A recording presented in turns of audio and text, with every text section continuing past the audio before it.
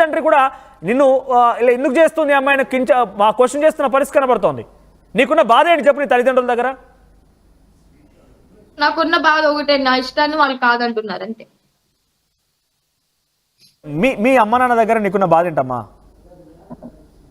అదే అండి, నా ఇష్టాన్ని వాళ్ళు కాదన్నారు, ఒప్పుకోవట్లేదు. అదే నాకున్న బాధ. నీ ఇష్టాలు అఘోరి అమ్మ దగ్గరికి వెళ్ళడమే కాకుండా నీ తల్లిదండ్రుల దగ్గర ఉండి చేస్తానన్న ఇష్టాలు ఏమైనా వారు కాదన్నారా? అవును, నెలలో 15 రోజులు ఇంటికి ఉంటాను, 15 రోజులు సాధన నేర్చుకుంటా అంటే వాళ్ళు ఒప్పుకోలేదు. ప్లస్ నేను ఎగ్జామ్స్ కి వస్తాను, పండుగలకు వస్తాను, ఏదైనా మన ఇంట్లో ఫంక్షన్ ఉంటే వస్తానంటే దానికి వద్దన్నారు. ఏంటి నువ్వు హాస్టల్ నుంచి ఇంటికి వస్తానంటే వద్దన్నందుకే ఇప్పుడు అఘోరి అమ్మతో వెళ్ళిపోతున్నావా? ఏంటి ఎగ్జామ్లు ఉన్నప్పుడు ఎగ్జామ్లు అయిపోయాక ఇంటికి వస్తాను, పండుగలకు వస్తాను, వీటంటికి వస్తానంటే ఇవి కాదన్నారు అన్నందుకే అఘోరి అమ్మతో వెళ్తున్నావా? అవేనా నీకు కావాల్సింది? అవును, నా సాధన నేర్చుకోవడానికి అర్థం వస్తారు కాబట్టి. ఒకసారి విష్ణు వీటన్నికి మీరు యాక్సెప్ట్ చేస్తారా? ఇప్పుడు ఆవిడ చదువుకోకపోయినా లేకపోతే తనకి ఇష్టం చేయడానికి ఖచ్చితంగా ఆశ్రమం ఉందండి. రైట్, ఓకేనా? వర్షిని, మీ పేరెంట్స్ మిమ్మల్ని చాకిన విష్ణు కూడా, విష్ణు ఒకసారి తన వైపు చూపించండి. పెంచినందుకు కొట్టాల్సిన బాధ్యత ఉందా ఆయనకి? నిన్ను కొట్టాడా? విష్ణు నిజంగా ఏదేమైనా కూడా అమ్మాయిల పని చేసుకోవడం తప్పు. నేను పీరియడ్ లో ఉన్నప్పుడు నా పొట్టలో కొట్టి, నడుము మీద కొట్టి, ఆ దెబ్బలు తిన్న నాకే తెలుస్తుంది ఆ బాధ, మీకెవ్వరికి తెలియదు. అనుభవించింది నేను కదా ఆ నొప్పులన్నీ. ఎప్పుడైనా చెప్పాను అమ్మా ఈ విషయాలు?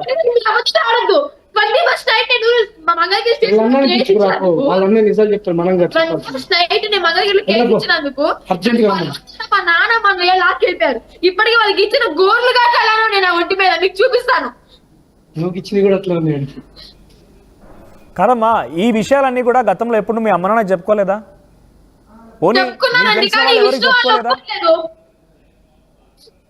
వాళ్ళు ఒప్పుకోవడానికి రెడీ ఇప్పుడే, కానీ ఈ విష్ణు అనే దరిద్రం మా ఫ్యామిలీ నుంచి వెళ్ళిపోతే అప్పుడు ఒప్పుకుంటారు. కాదమ్మా, విష్ణు నీ పైన కొట్టాడు ఇలా అని చెప్తున్నావు కదా, ఏ రోజు మీ అమ్మ నాన్న చెప్పుకోలేదా ఇంత దారుణంగా దాడి చేస్తున్నాడని చెప్పి?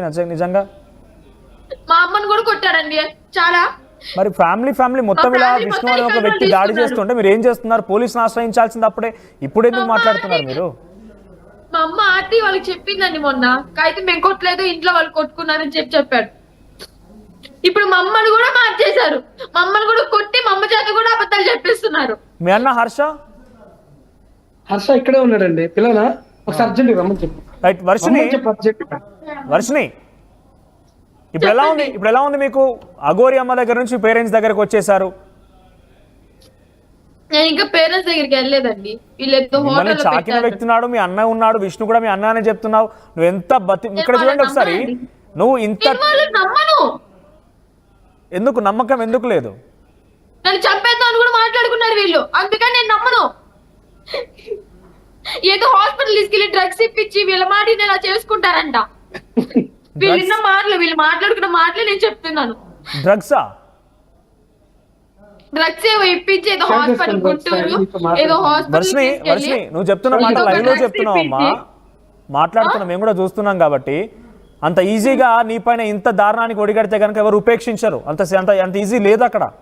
నిజంగా నీకు అనుమానం ఉంటే పోలీసులకు చెప్పండి. తీసుకొచ్చిన విషయం మీకు తెలీదు, ఇక్కడ బంధించిన విషయం మీకు తెలీదు. మీరు ఎక్కడున్నారని తెలుసుకోవడం కోసం మళ్ళీ మీ కాంటాక్ట్ లోకి వచ్చాం మేము. ఇందాక దాకా మ్యూట్ లో పెట్టాడు, మాట్లాడడం లేదు.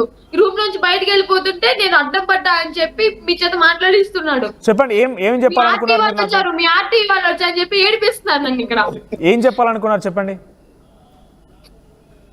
నేనైతే మా ఫ్యామిలీ చూడాలనిపిస్తే వస్తానండి, నేనైతే అఘోరమ్మతోనే ఉంటాను నా ప్రాణం పోయేంత వరకు. ఇప్పుడు వీళ్ళని తీసుకెళ్లి ఏం చేసినా గానీ నా ప్రాణం అయితే తీసుకుంటా గానీ నేను వింటాను, మీ మాటలన్నీ వింటాను. డెఫినెట్ గా అందరూ చూస్తున్నారు కాబట్టి మీ మాటలు వింటా నేను.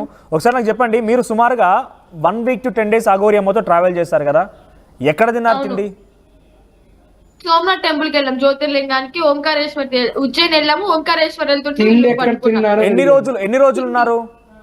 కార్లో తిన్నాము, భక్తులు కొంతమంది తీసుకొచ్చి పెట్టారు.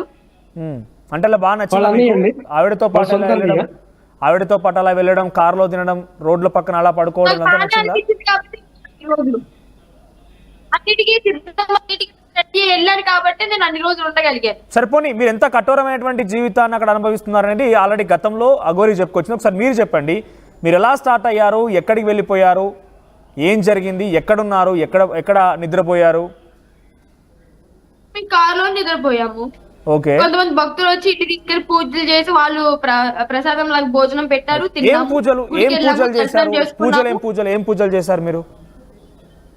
వాళ్ళ ఇంట్లో నార్మల్ పూజ గదిలో హారతలు ఇచ్చామండి. ఆ భక్తులే 500, 200, 50 రూపాయలు, 100 రూపాయలు ఇచ్చినవి అవే అలా ఉన్నాయి. అదే ఏం పూజలు అంటే మీరు పూజ చేసేదానికి ఒక ఉదాహరణకి ఎవరైనా పురోహితులు చేశారంటే పూజలు ఏం చేయలేదు. వెళ్ళిన భక్తులు వాళ్ళ ఇంట్లో పూజ గదిలో నార్మల్ గా హారతి ఇచ్చి వచ్చాము, భోజనం స్వీకరించి వచ్చాము.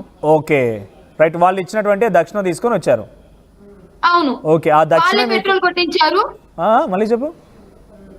భక్తులే పెట్రోల్ కొట్టించేవాళ్ళు, కొంతమంది భక్తులే పెట్రోల్ కొట్టించారు.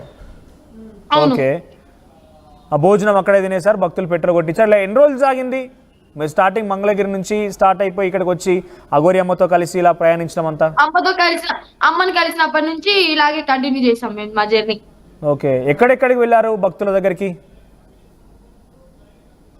భక్తుల దగ్గరికి అంటే మిమ్మల్ని పిలిచి నార్త్ సైడ్ చాలా మంది తీసుకెళ్లారు, చాలా మంది కలిసారు, చాలా మంది రోడ్ల మీద ఆపి దక్షిణ ఇచ్చి. ఓకే. సో ఇప్పుడు పూజలు కూడా చేస్తారు అని చెప్పి అంటున్నారు కదా, అంటే బేసిక్ గా బయట ప్రచారం ఉంది. ఏం పూజలు చేస్తారు అఘోరి అమ్మ? పూజలు అయితే నేను ఒకసారి చూసానండి. నార్మల్ గా అయితే ఓంకారేశ్వర్ లో శ్మశానానికి వెళ్ళాలని చెప్పి మేము వెళ్తుంటే వీళ్ళు పట్టుకున్నారు. శ్మశానం దగ్గర నాకు సాధన నేర్పి తీసుకెళ్ళిపోయారు. ఏం పూజ? ఈ టైంలో ఆ టైంలో వీళ్ళు ఇక్కడ నన్ను ఏం పూజ చేశారు?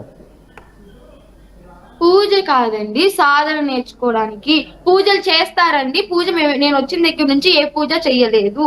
ఇంకా మీరు ఏం నేర్చుకోలేదు ఇప్పుడు? ఇంకా అంటే తన పూజలు చేయడగా ఏ చూడలేదు అంటే తన దగ్గర శక్తులు ఉన్నాయని చెప్పారు కదా, ఏదైనా పూజలు చేశారా? చూసాను, అది నేను అమ్మ దగ్గరికి రానప్పుడు చూసాను. ఏం పూజ చేసింది? ఒక ఫ్యామిలీకి మెంటల్లీ అదే వాళ్ళ అబ్బాయి కొంచెం మెంటల్ గా ఉంటారు కదా, అది మెంటల్ టైప్ లో ఉంటారు కదా.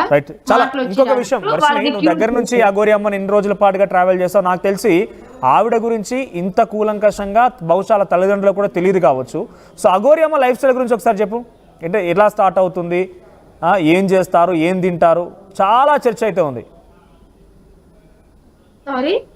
అఘోరి అమ్మ లైఫ్ స్టైల్ గురించి అంటే బహుశా నీకు తెలిసినంతగా. ఫస్ట్ ఆఫ్ ఆల్ ఈ విష్ణు మా అన్నయ్య అంటున్నారు కదా, వాళ్ళంతా చెప్పింది అబద్ధం.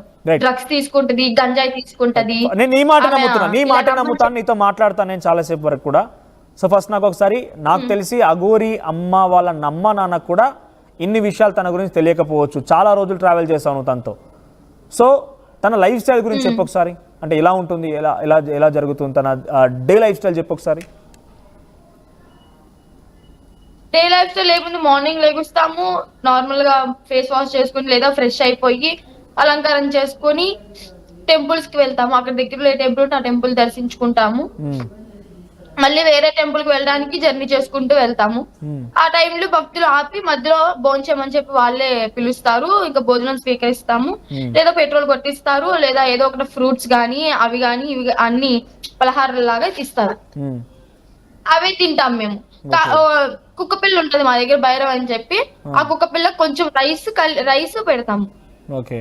సో ఇక్కడ మధ్యలో అప్పుడప్పుడు గతంలో కూడా అఘోరి అమ్మ చెప్పుకొచ్చింది, బహుశా మీరు కూడా చూసే ఉంటారు.